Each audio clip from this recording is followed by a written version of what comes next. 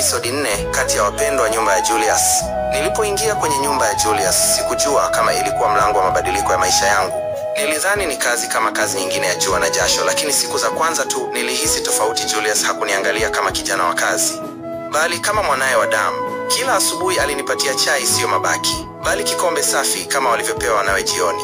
Wakati wa kwenda sokoni au dukani, alinichukua pamoja naye, tulienda pamoja kununua mahitaji ya nyumbani. Wakati watu walinishangaa, yeye hakuona tofauti, tulitembea bega kwa bega. Na wakati mwingine alinipatia pesa ndogo kununua kitu chochote ninachotaka, jambo ambalo sikuwahi kufanyiwa na baba yangu mwenyewe.